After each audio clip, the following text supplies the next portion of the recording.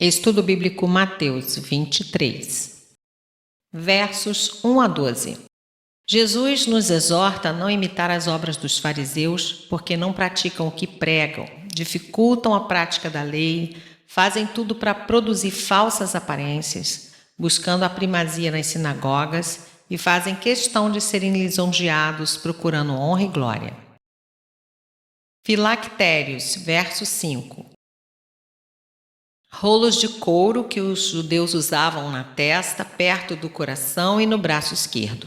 Continham 4 passagens bíblicas: Êxodo 13, de 1 a 10, Êxodo 13, de 11 a 16, Deuteronômio 6, de 4 a 9 e Deuteronômio 11, de 13 a 21.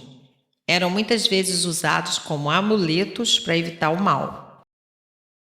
Franjas, verso 5. São as orlas descritas em Números 15, versos 37 a 41, usadas de maneira singular como lembrete visível da profissão religiosa dos judeus. Jesus também usava, Mateus 9, verso 20. E mais uma vez Jesus ensina aos seus discípulos a serem humildes e servirem uns aos outros sem se exaltarem a si mesmos. Versos 13 a 36. O ai é uma exclamação profunda, penetrante e enérgica que parte do coração do Mestre Jesus contra a hipocrisia dos fariseus e escribas. Envolvia a instauração de ação judicial por parte de Deus contra o seu povo e o anúncio da realização iminente das maldições da aliança. São 8 aqui. Primeira, o ai contra a impiedade, verso 13. Segunda, o ai contra a avareza, verso 14. Terceiro, o ai contra o zelo cego dos fariseus em conseguir adeptos, verso 15. Quarto, o ai contra os juramentos levianos dos fariseus que invalidavam a lei, versos 16 a 22. Quinto, o ai contra o grande valor que os fariseus davam aos pormenores legais em detrimento dos valores reais, versos 23 e 24. Sexto, o ai contra a aparência exterior ostentada pelos fariseus, versos 25 e 26.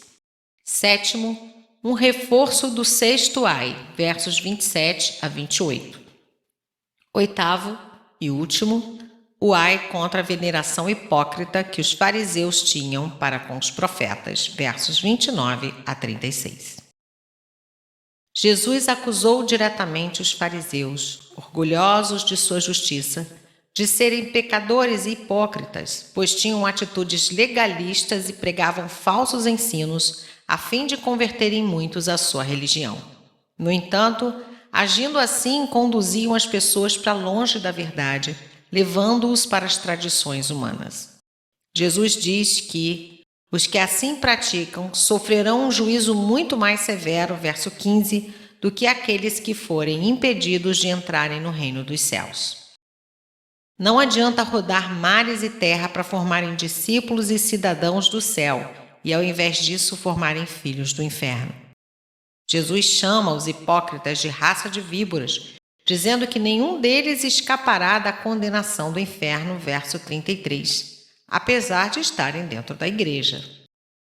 Os versos de 16 a 22 podem ser comparados a Mateus 5, 33 a 37. Uma promessa, um voto ou um juramento têm que ser honrados. Deus quer a verdade em todas as nossas palavras. As 3 hortaliças citadas no verso 23 teriam algum valor comercial, mas o dízimo obtido seria o mínimo. Hortelã era usada para cobrir o chão nas casas e sinagogas e como especiaria. Endro, planta medicinal perfumada. Cominho e sementes de erva doce de vários usos culinários. Os fariseus, ao se mostrarem zelosos nos pormenores, pensaram que podiam esconder de si mesmos e de Deus o fato de não estarem à altura da verdadeira religião. Os insetos eram cerimonialmente imundos, mas um camelo também o era, e ainda o maior animal imundo conhecido por eles. O verso 24 salienta de modo figurado a prática de deixar passar grandes erros enquanto se evitavam os pequenos. Abel foi o primeiro a ser assassinado por causa da justiça. E tantos outros profetas foram mortos, apedrejados e perseguidos por dizerem a verdade, exortando o povo a se arrepender e se voltar para Deus. Ao perseguir os cristãos, os fariseus descrentes se identificaram com seus antepassados assassinos. Versos 30 a 35. E aquela geração, verso 36, experimentou a destruição de Jerusalém e do templo em 70 depois de Cristo. Versos 37 a 39. Jesus lamenta a sorte de Jerusalém por não terem aceitado os profetas que Deus enviou e agora rejeitarem ao único Filho de Deus enviado para a salvação da humanidade. A salvação dos judeus não tem outro caminho senão a confissão do Senhor Jesus Cristo, reconhecendo-o como Filho de Deus. O Messias de Israel não será visto por essa nação não arrependida, até que ele venha novamente em glória e toda língua o confesse como Senhor e Salvador.